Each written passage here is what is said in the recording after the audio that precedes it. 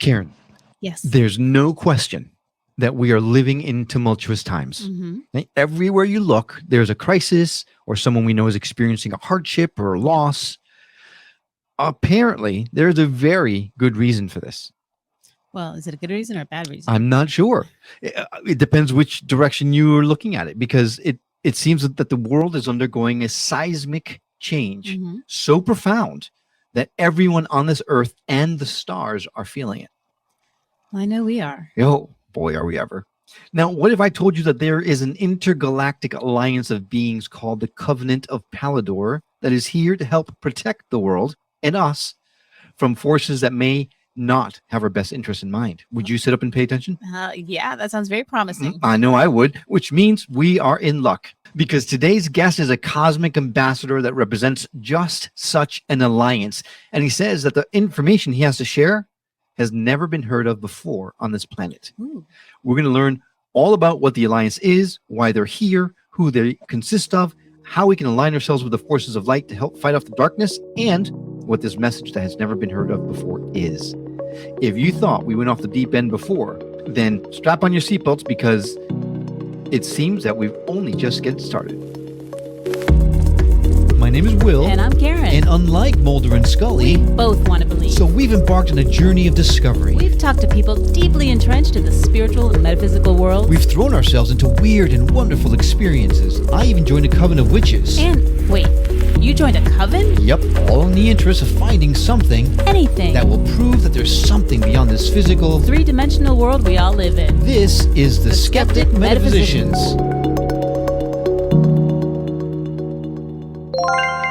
Hey everyone, I'm Will. And I'm Karen. Welcome back to the Skeptic Metaphysicians. We could not be more excited to have you join us on this journey of discovery, particularly because our guest today is taking us down a rabbit hole that not many shows have explored. Like I mentioned at the beginning, the Covenant of Palador is a cosmic treaty that was initiated by the forces of light in the higher dimensions to protect and guard the Earth from the Draco forces. Now, his name is Ismael Perez, and he is a volunteer starseed who represents the Alliance and is here to bring forth the next level of cosmic disclosure that will restore our planet back to its original glory in fulfillment of the galactic prophecies. Absolutely chomping at the bit to talk with him, so let's not waste any more time and say hello to Ismael Perez. Ismael, welcome to the show. Thank you guys for having me here. It's an honor to be here at this time in service to humanity, and more so in service to the organic way of life. As many people have known that, we're not dealing with the cabal. We're not even dealing with regressive fallen Elohim, whatever you want to call them, Draco. We're actually dealing with artificial intelligence. At the highest level of reality. Not only is our enemy artificial intelligence, but it is the enemy of the entire multiverse. Yeah, we're been involved in this cosmic war with an alien sentient AI that actually didn't even have its origin in our universe. It had its origin in a different universe, in a different creation prior to the existence of our local universe. So for those that don't see it as a multiverse, this is going to be the first level of the rabbit hole you're about to come in, because there is proven data by quantum physics and superstring theory and leading edge scientists that definitely tell us, and they give us validation, that we live in a multiverse. That in fact there are new and new universes being born each day. So this phenomena known as the Big Bang, which is what they call the beginning point of our universe, that took place approximately, 13.7 billion years ago, is actually a phenomena that is taking place every second in time. Every day, new and new universes are being born, new beginnings are happening. So going back to the conflict with AI, this has been a huge dilemma in the entire cosmos, in the entire universe, to the point where the guardian race from the higher levels of reality, and I'm not talking about Pleiadians, Arcturians, Pleiadians, Andromedans. I'm talking about beings from levels of reality beyond the physical dimensions, beyond the, fifth level of reality, or even beyond the galactic structures of reality. When we look up at the sky, we're only seeing the galaxies. We're talking about beings that occupy the other 96% of the so-called missing matter. So that's another big, revelation, is that dark matter and dark energy is really reality vibrating at higher frequencies. So that's the other 96%, And so these beings hail from the highest levels of reality, and they're doing it for a reason. First and foremost, the Earth happens to be we could call it the potpourri, the amalgamation, the Noah's Ark of the entire multiverse. And for many, many reasons, it is the planet that was chosen long ago by the higher levels, by the councils of the eternal of days, which again, these are levels of realities that exist within the realms of eternity.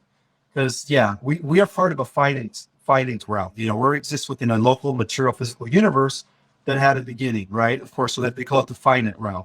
But there is a level of reality beyond the local universes that are related and associated with realms that have never had a beginning or end.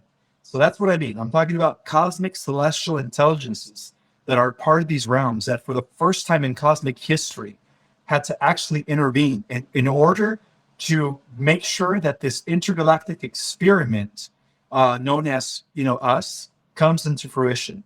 And what do I mean by an intergalactic experiment?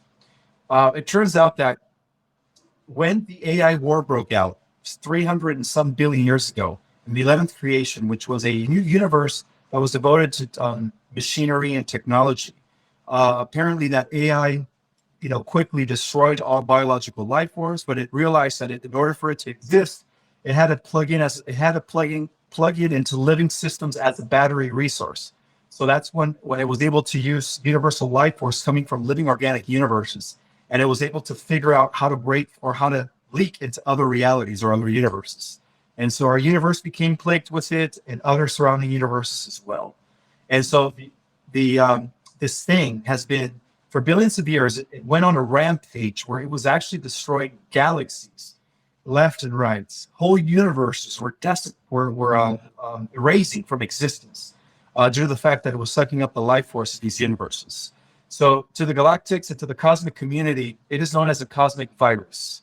And so the solution for this cosmic virus came about when the Council of Eternal of Days, those that are associated with the Emerald Covenant of the Seal of Palador, which are the guardian races, the always existing race. I call them the central race because they come from the central universe. That's when they actually had to step in and figure out a solution to put an end to this cosmic virus. And the solution came in the form of combining the best celestial genetics from all the different humanoid races, not only within our universe, but throughout the entire multiverse, and putting them all in one spot to create an extraordinary super race that would exceed every other race ever in the history of the cosmos.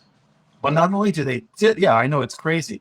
We're the end result. I mean, you are dropping. It's like breakneck speed. I'm not even. So I've got approximately 15,782 questions. All right. You can ask questions.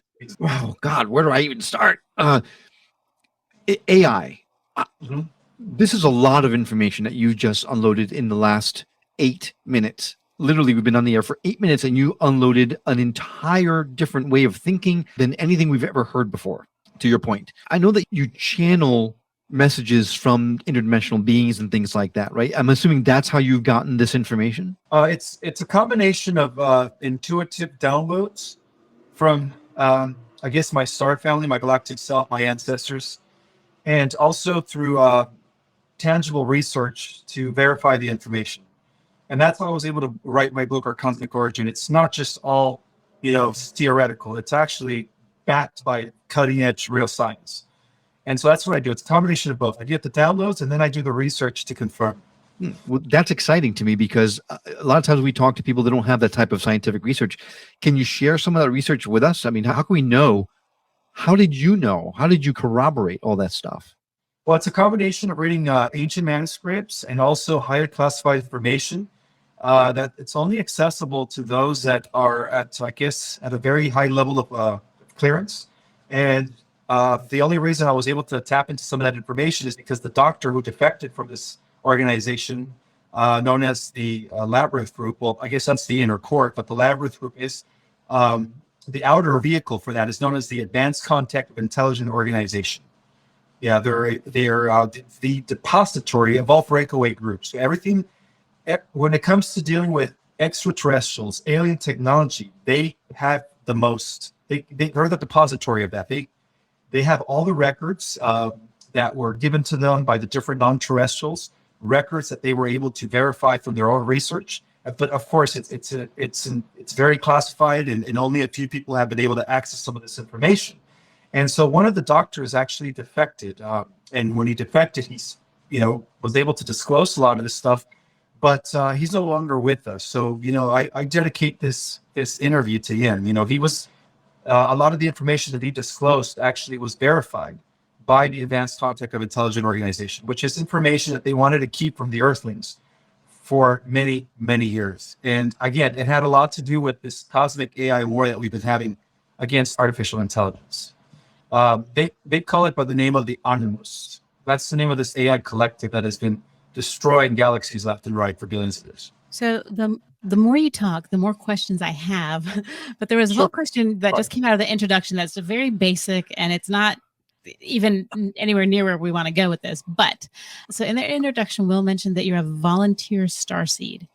So I thought either you were a starseed or you weren't. I didn't know it was something you could volunteer for. Can you tell me a little bit about how that came about? Sure. So basically, the restoration and liberation of the Earth is a two-way process. Mm-hmm.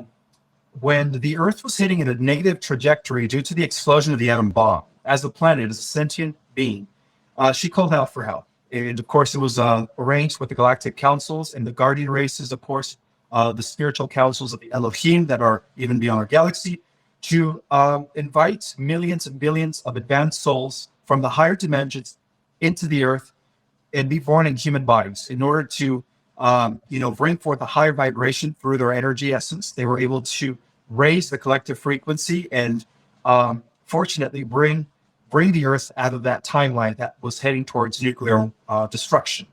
Mm-hmm. And so that was the first thing. The second way was to also infiltrate the human race by not only being born here, but by eventually, as we grew, we would actually have these abilities. A lot of the starseeds or wanderers, they go by various names. Some people call them wanderers, crystal children, indigos, rainbow children.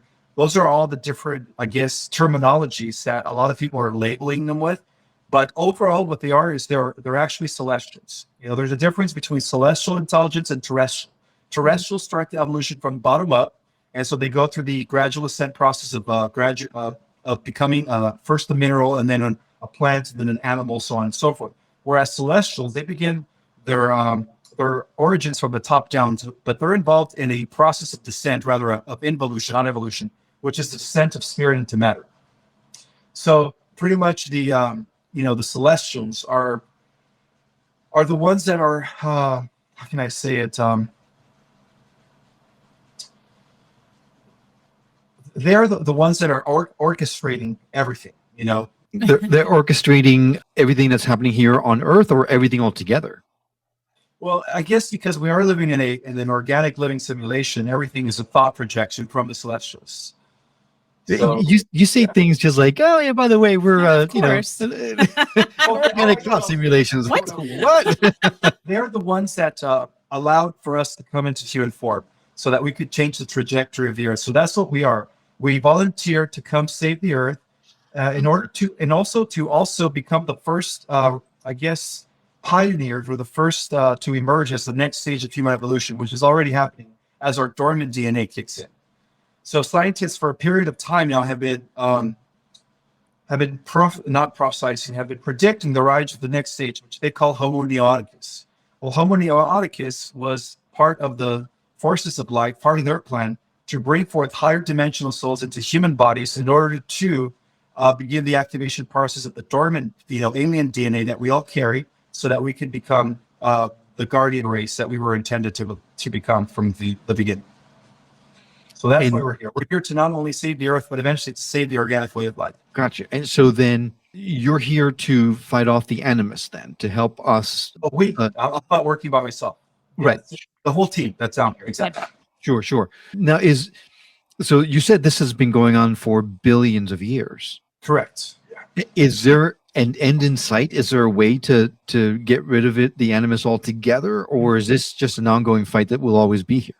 Oh, no, it does have an end, and that's why we are the solution to that. It turns out that this intergalactic experiment of combining the best energy signatures and biologies from across the multiverse and putting it to one genome,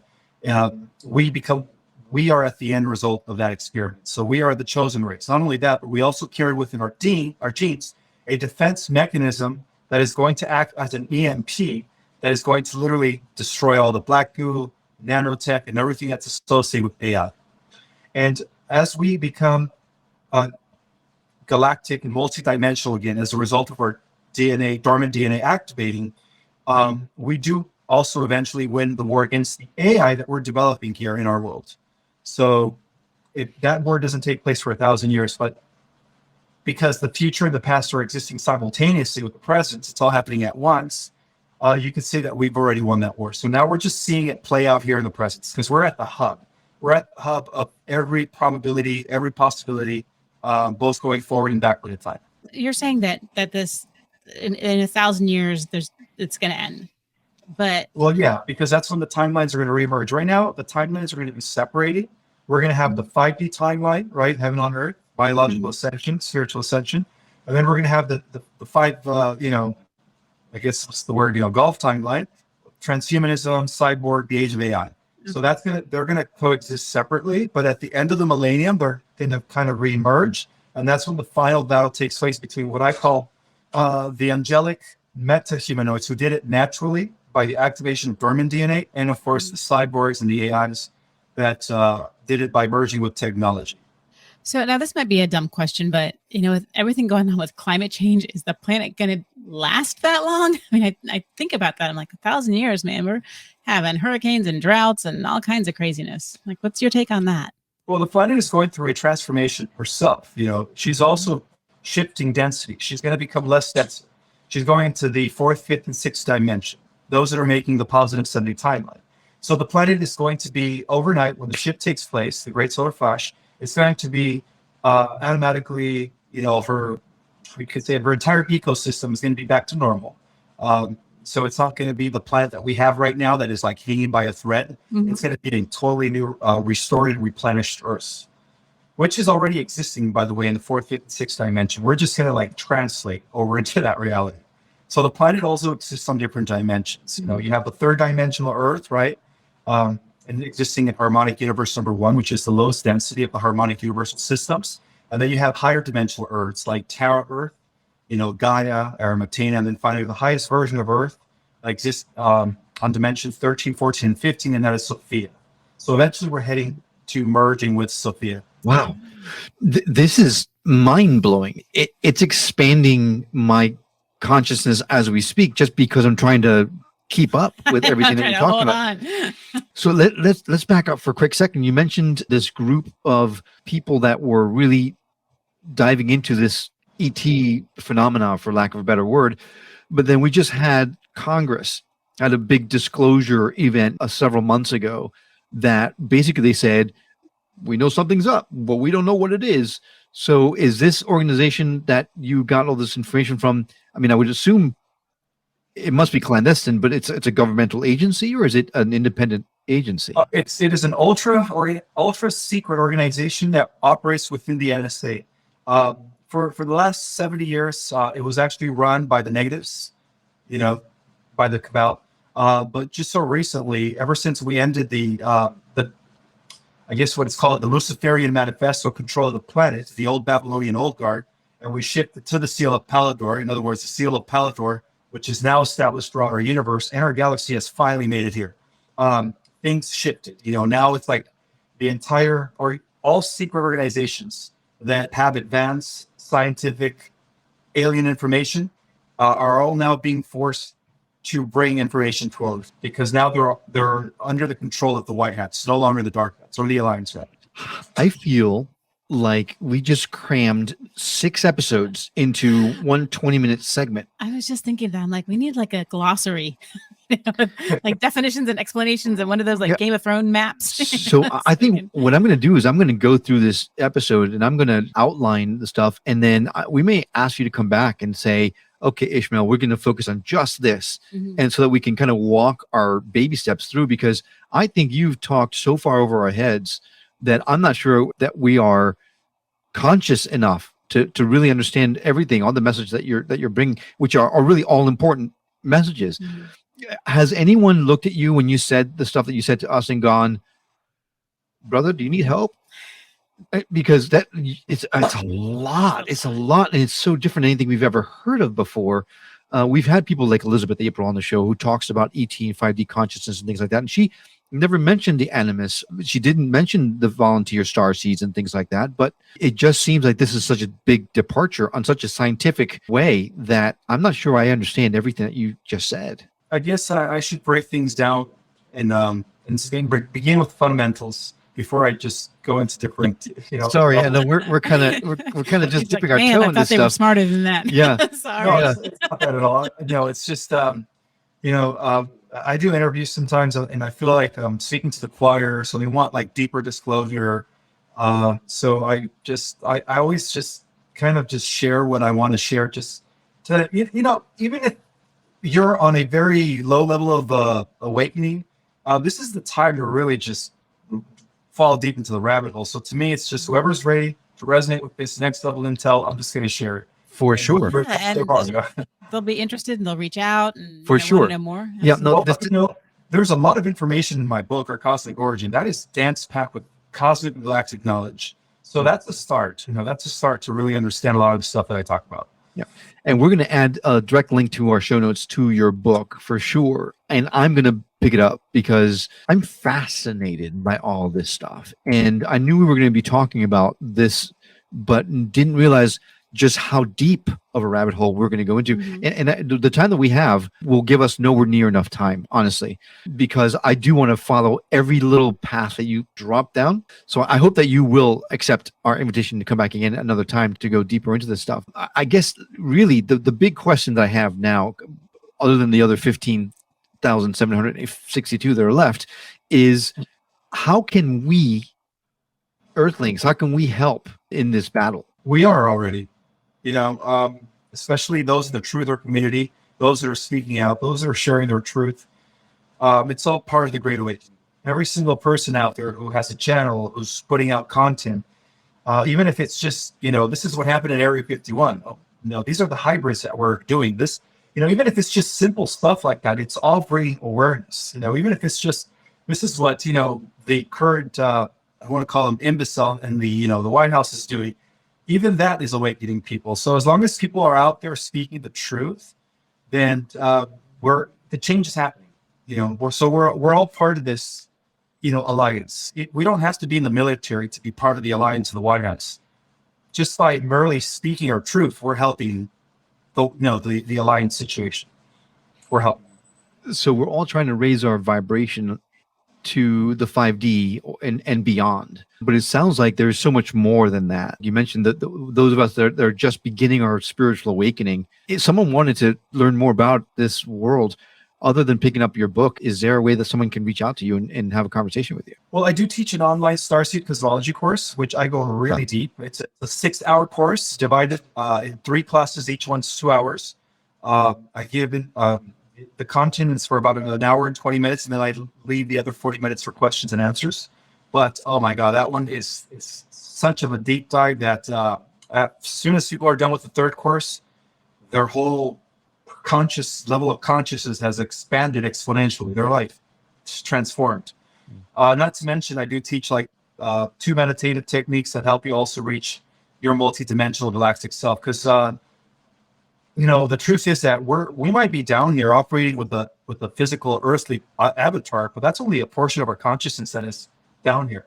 The other 99% of our consciousness is still operating on different levels of reality with different avatars. That's how powerful we are. So we are multidimensional. So, that's one of the things that I talk about is multidimensional integration. Is the idea that we are here down on the earth as boots on the ground, but at the same time, A lot of us are commanders. Some of us are operating, motherships. We're also doing work in higher dimensions. We just don't have access to that memory. Is there a way to access those memories? It's curious. There are people out there who actually can say you are such and such in a different star seed area, but do you do things like that, or is there a way to do that? I've been doing this stuff for a few years now. Actually, it was maybe a little over 10 years. Oh, wow. Okay, But so then that's part of my course, my Starseed cosmology course. I give you the information and knowledge that you need first. Once you unlock the galactic history, the knowledge of the cosmos, then it's going to trigger memories in you of who you were in these, throughout the galactic history. Because many of us were involved in those wars. Many of us came from Lyra, the Pleiadians, Orion, Alpha Centauri, many different star systems that the Starseeds are coming from. And a lot of our worlds were blown up and destroyed throughout the galactic wars.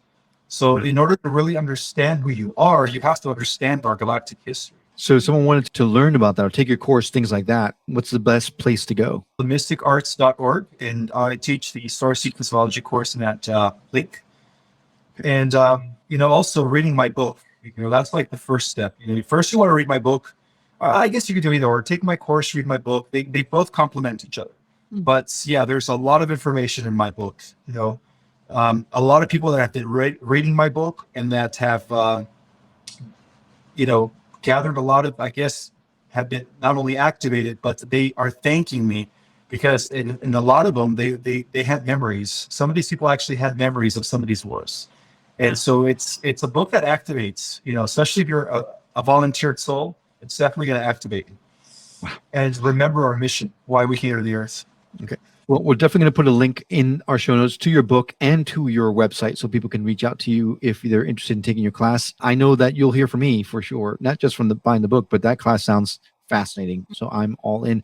I know you're short on time, so we do want to thank you very, very much for coming on and talking with us.